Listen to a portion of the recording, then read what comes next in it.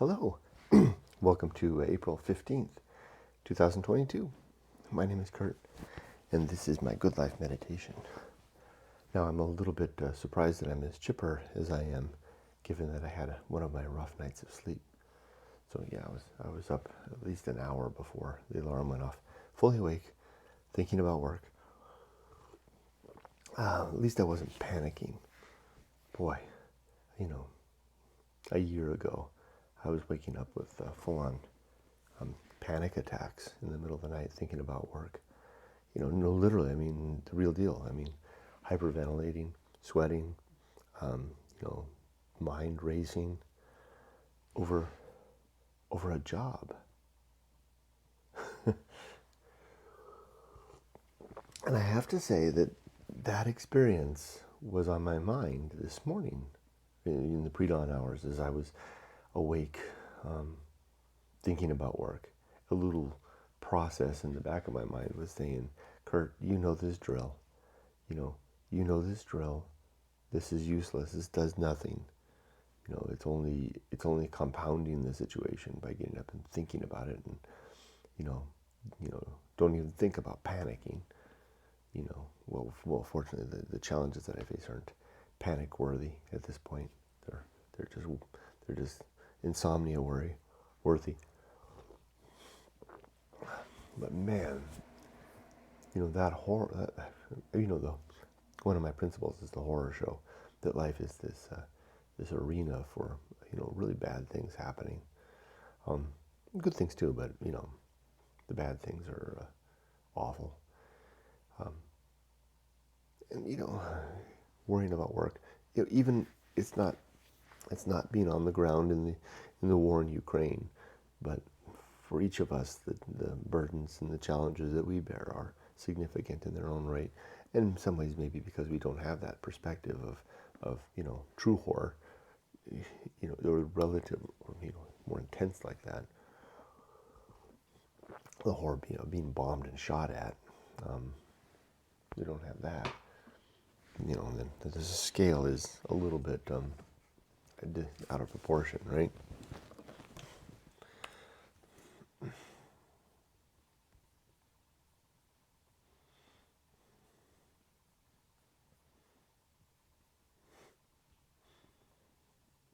And the thing is that I'll get through this, and I won't even remember what it is. Like, I can barely remember the things that were causing me those panic attacks a year ago in the middle of the night. I mean, that was like waking up at like 1 and 2 a.m. and then, panicking until dawn. Oh my God, that was terrible. Over a stinking job. So I feel surprisingly good. I feel surprisingly chipper, even without my coffee, having just started sipping it. And a nod and a shout out to some of my friends out there that are going through the same thing, talking on the Discord or in the back channel. I'm not alone. I've got others in the field, other project managers that are struggling with their projects. Well, let's see. Other than that, I had something interesting happen yesterday. I've been getting all these. They're not yet up. They'll be on the wall soon this weekend. Film prints of my favorite authors, and I want to line my office here with the portraits of make it a portrait gallery of great authors. And I've been taking them to Michael's here in Menifee to have it done, and I've come to know all the framers there. They've got an Aaron Brothers frame shop in the back, and in particular, one man there, he's taken a keen interest, and he always asks me about the authors and the like, and he does a nice job. Anyway, he had mentioned, I brought in a thing that wasn't an author thing. It was a print showing a priest on an empty beach before a black sea, very dark, and I had picked out a black frame to go around that in black matting. So it really captured, in a sense, the great indifference. And that print just kind of came as a gift from one of the persons that I bought the prints from. They just put that in as a sample, and I really liked it. And this guy at Michael's, he really liked it too, and he commented about how he enjoyed the empty wilderness. And I said, "Oh, no kidding, you like the empty wilderness, huh? I got something for you." So I brought him a copy of Going Alone, and I gave that to him last week. And I saw him yesterday because I went in to get the frame over the weekend, I think it was, and he had commented to me about how much he enjoyed the book, Going Alone. And he'd told one of his coworkers, and she asked to read it afterwards. So I said, "Oh, it's okay." She was there. I said, "I'll bring you a copy." So I brought a copy in yesterday, and this young man in his 20s was there, and we talked for a while. And he's far enough into the book now that he gets the idea, right? The idea of going alone into the universe, to encounter the emptiness, to witness the fact that we're alone, that we don't seem to have any supervising agency, and if we do, it's deistic. It's removed itself from the picture. And the discovery that a meaningful life is a life of turning back from that void to our family and our friends, our community, and being a part of all of this, and developing objectives and principles that are worthwhile for a meaningful life. He's gotten far enough into it, and he told me that he's been sharing the fact of the book to his community, his people, his friends, and that people were asking where they could get it. So, he was asking me yesterday where it was available, and I told him on Amazon and on the website. Ooh, speaking of which, I have to mail a book today from the purchase from the website. Anyway, that made me feel good.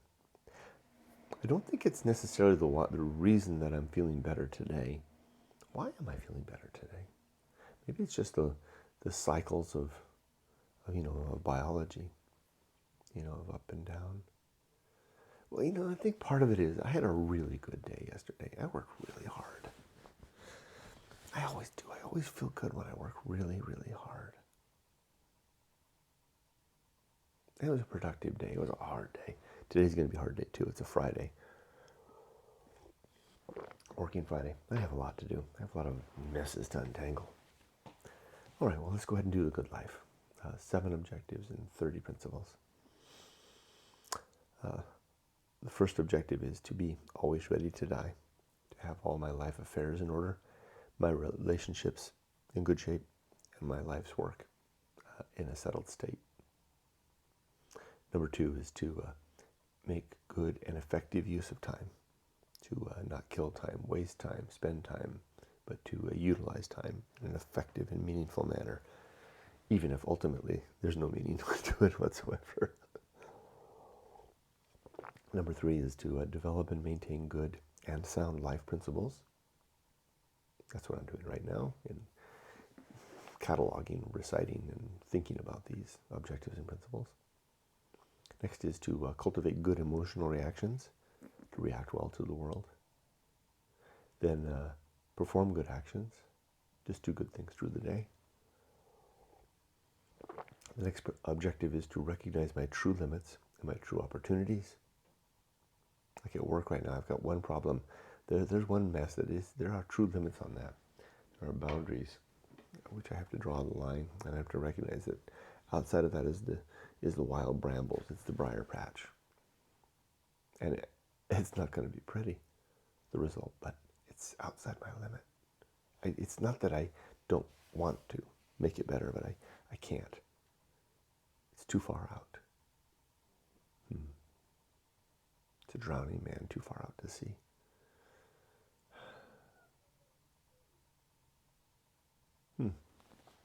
I don't know, there's something bittersweet about that image, not just because of the drowning man, but I don't like the idea of at work, especially for something that I'm responsible for, to leave a soldier behind. It's not literally anyone involved. I'm just coming up with awful metaphors. Next, the last objective is to do just one thing at a time and to do that thing slowly. One thing slowly. Okay, those are my 7 objectives. My 30 principles are as follows. The principle of war, to always fight against propositions of truth, especially my own. Next is the principle of reason, and the sub-principles of honesty, objectivity, and doubt. Pardon me, which is how I want to approach life, from the perspective of reason. Then comes the homunculus, a substitute for the concept of a soul, because I don't think we have a soul. But I do know that we get a little consciousness for a little while. Then comes the Anchorhold, which is a reminder that each of our consciousness are stuck within our brains. We can't really cross the void to one another. Well, all we can do is signal to each other. Then comes the home of good and evil. Right and wrong are opinions that we maintain and hold in our little brains. Nothing out there in the universe that is absolute in terms of right and wrong. No 10 commandments written on stone. And if they are, they came out of a mind. Next is purpose. My purpose are to, 1, be a good husband and father, namely to raise another generation. Get Emily safe and sound into her life, her adult life. And then unique when I can step aside and get the hell out of the way. Then comes the purpose of being a virtuous man, where virtue is defined as the pursuit of the well-being of thinking creatures. And then also my mission, and my mission is to share the good life, the message of going alone. Then comes atomic principle. Everything is made of bits and pieces, flowing and changing, forever transforming. And the principle of nature. Everything has some particular nature, and it's good to recognize what that is and remember it. And then the pirate ride. Free will is a very convincing illusion, but in the end, we don't really have any choice about our choice. And then, can't prove that, but I'm suspicious it's true. And then maturity, and if I'm not comfortable with that fact that I can't prove it, I'm not comfortable that I have a principle in my worldview that I hold on faith, which I uphold to be a sin, sinful me. That's a better title. Okay, next is what's next? Hold on, what's next?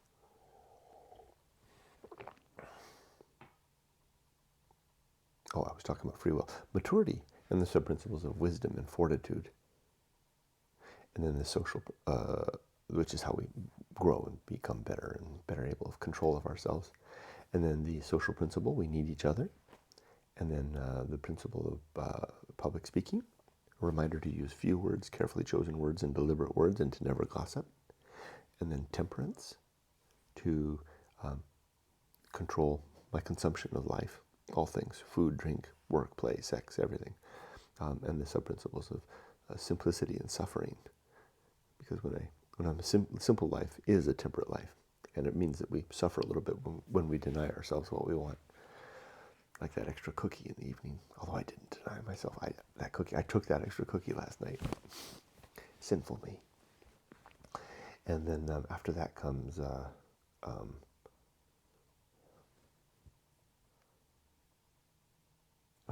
got myself all mixed up. Oh, what? Was I talking about public speaking? Yeah, public social principle, and then public speaking, gossip. What? I got myself all mixed up. Okay. I know I did pirate ride, what was it? Temperance? Yeah, that's where I was. I was at Temperance, and then the horror show. Life is a true horror show. There are just terrible, awful, astonishing things happening to us all over the place, and our pets, and the animals in the world. Plants too. And I want to remember that so that I can take life seriously and try to do something about it. And then comes that which must be borne, which are the things that we have to carry in our lives, namely our responsibilities, our commitments, and the fact of the horror show, and our responsibility to be responsible adults. Okay, then comes the Feast of Offal, which is the waste and byproduct of our intemperate living, when we just rail at the world and get upset. And, I mean, we don't do it often, but when we do, it's a thing that infects others, and then that kind of puts them off gear, off tilt, and they wind up doing the same. And I choose not to engage in that, neither to produce the feast nor consume it. Next comes the best seed in distraction. Two principles: distraction and then agency and the great indifference. They go together.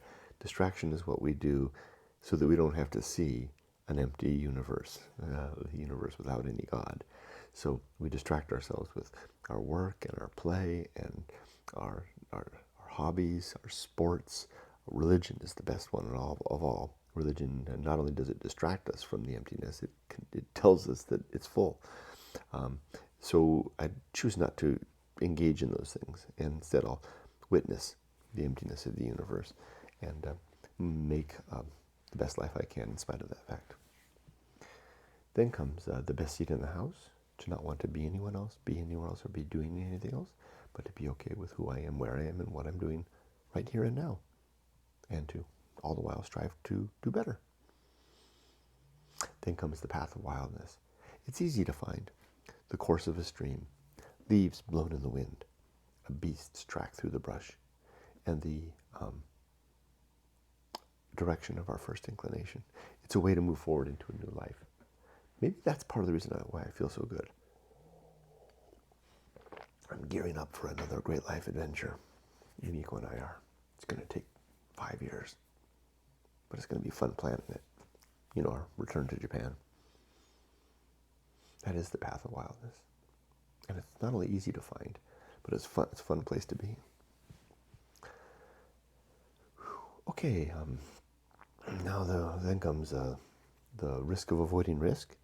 There are the surface level risks of life and the deep level risk. The surface level risks are things like education, career, spouse, family, home, and saving for retirement. We can attend to those things. We're trained to. We're encouraged to. There's whole institutions in our lives and society set up for that. But for some of us, that alone may leave us wanting. Something's feeling like something's missing. Not everybody. My wife doesn't seem to be necessarily troubled by anything more than that. And it doesn't impugn her intelligence or her wisdom in any way. She's incredibly smart and incredibly wise. But it's just the other stuff. The other thing, the deep level risk, doesn't seem to bother her too much. Although maybe that's not true. Maybe that's why she married me. Because I'm kind of the one that drags us into these life adventures, which she seems to enjoy. Didn't think about that. Maybe there's like a passenger seat version of the great life adventure. I needed to delve into that a little bit.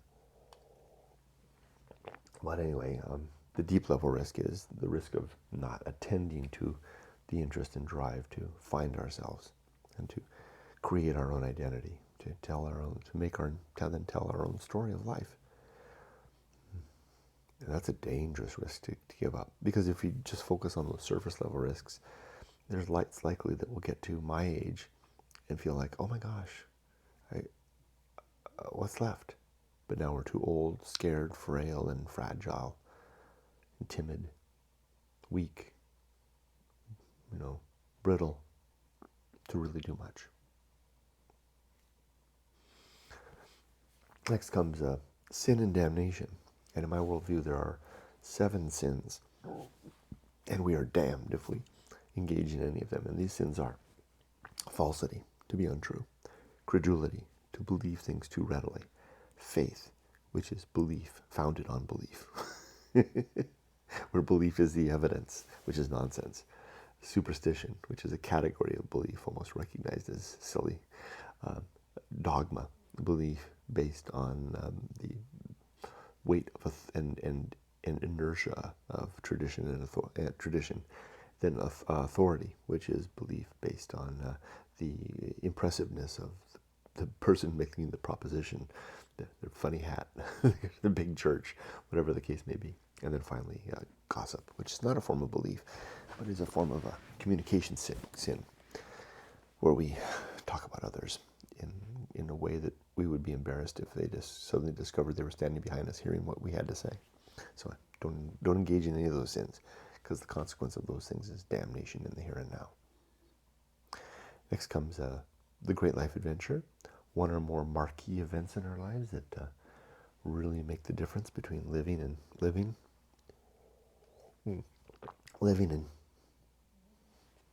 Living and simply life. I like that. Next comes the great life adventure. Let me linger on that for just a second. The great life adventure, which I was about to duplicate myself, it tells me I wanted to come back to it. I circled around. I did a U-turn.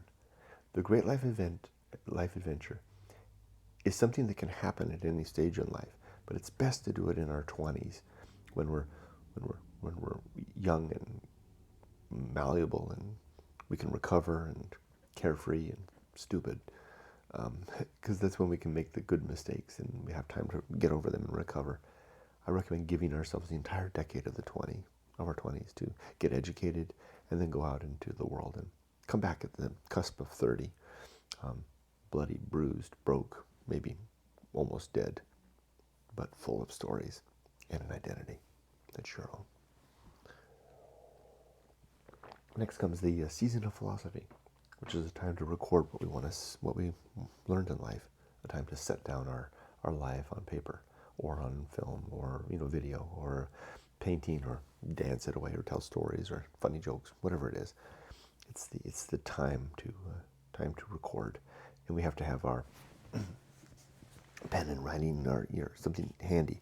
I keep my journal open over there on that desk, special desk just for mailing books and doing my journal.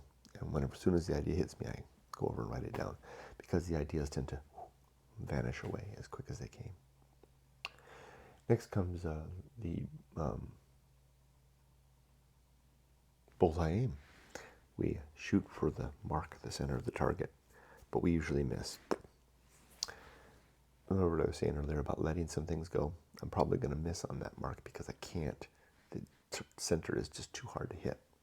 I have to accept that fact. Anyway, I muddled that up. I go easier on myself. I'm not always going to hit a bullseye. That's it.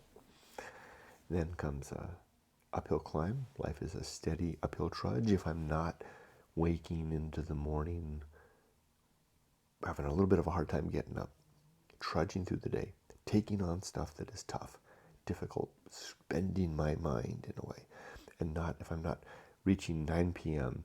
and my brain isn't just like, oh, I'm finished. I mean, if I really, really wrung that thing through the day, then it's not a good day for me.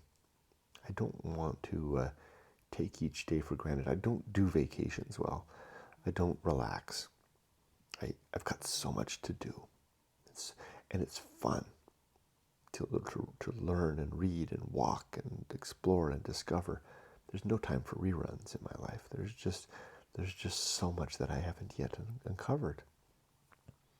So that's the uphill climb. Up, trudge. And the higher you go, it's harder it gets. But you turn around, what a vista. But don't slow down, because when you slow down, that's the end. I ran into Harold. You know Harold, I talk about him. He's my neighbor. Mr. Flash. He always punches me in the face. Old man. He lives here in the neighborhood. They call him Mr. Menifee. The neighbors do.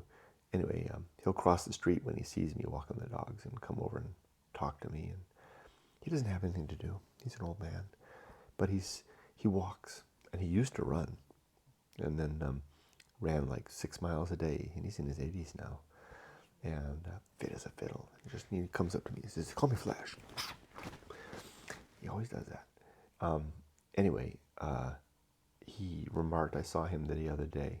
Yumiko and I were coming back from the dog walk at noon, and he crossed the street to talk to us. I heard Yumiko mutter under her breath, "Oh no," because we've got just so much time on our dog walk. We have to get back, and each of us has to start work at the end of our lunch break. And he came over and I said, Harold, are you going running today? And he says, I can't run anymore. I said, well, why not? He says, because during COVID I stopped. And now my body can't pick it up again. I tried and I injured myself. He showed me his leg and he had one of those big black bandage things, a wrap on it. He said, I shouldn't have stopped. I've been running every day since, I was a young man. And now I'm in my 80s and I stopped. And now I can't do it. And he said, well, he didn't quite say it. He's more animated. And I realized you can't stop that uphill climb. To stop is to be waylaid by life and to lose the momentum and maybe to be dead soon, if not literally dead. At least a part of us dies when that momentum ends. So I can't, no breaks for me, no Sundays for me. Every day is a day of energy. Anyway, that was that. So this uphill climb, the next principle is the arena and utility. Life is an arena for the use of our principles towards better ends. And then the bullseye, I already did that one. And then the last two more principles. One is 29 is, principle number 29 is nothing is enough. Well, not literally, but the suggestion that it's like temperance in a way. Less is better. So, and then the last principle is the principle of fun. And the sub-principles of hope and retrospect. Real easy idea that happiness really is at its most pure when we're looking forward and we're looking back. Because we forget about the middle stuff, all the stuff that happens in between, the messy bits. In the moment of now, right now, even if it is the vacation we've dreamed of, it's going to be soiled by crowds at the airport, and the room at our hotel is going to have a dirty sink, or the food's not so good, or the kids are screaming or whatever, right? But when we're looking forward to that vacation, we're not thinking about all of that. It's all the good stuff. And then when we look back at it, we forget it as well. So it's an interesting thing. The principle of fun, reminder to have fun, have a good time, but to remember the most purest bits are the looking forward and the looking back. So don't hold off. Enjoy it as you're leading up to it. Like I'm leading up to going back to Japan, and I'm going to milk it for about 5 years, maybe 2, 3, 5 years before we're going to go. And I'm going to milk it for every bit I can now, because I know that that's the sweetest bit. When I get back to Japan, it'll be life is same old, usual challenges. It'll be a new venue, new life, a new great life adventure. But the sweet bit is now. And then I can look back with happy retrospect to the time that I lived in America, and I'll forget about my sleepless nights. I won't remember about the challenges that I faced here. I'll just remember the good bits. With that, that's my good life meditation. Let's do the forecast for today. Today is a work day, working Friday. I've got, means I get to start work a little later at 8 a.m. I've got some stuff I want to get these frames ready to go. I've got a book someone bought from the website that I got to mail out today. So I'll get that ready before I start work. And it's not even 6 a.m. yet. I've still got a couple of hours before I have to start work. And then I will go to the post office. On our working Fridays, we go out and have lunch together. We're going to I think we're going to Red Robin today, and I'm going to get a big old cheeseburger. And then we're going to stop by the post office and mail that book. And then after that, I'll come home. I got a full day of work, man. I got so much to do today, and I'm going to do it. And then from there, what am I going to do from there? Work, finish the day. Then I'll enjoy a nice evening with the family. I'll take the dogs for a good long walk, and then I'll enjoy a nice evening with the family. We'll have a great dinner, and I'll go to bed as usual. I'll watch a little Midnight Diner, my favorite show in the world, and then we'll start the weekend. Anyway, that's the plan, and I'll get ambushed. So what can I get ambushed today? I'll get ambushed by unexpected things, but probably not so much. I don't have any meetings today, but I think I'm going to have to pop in a few meetings with Peter to get a few things done.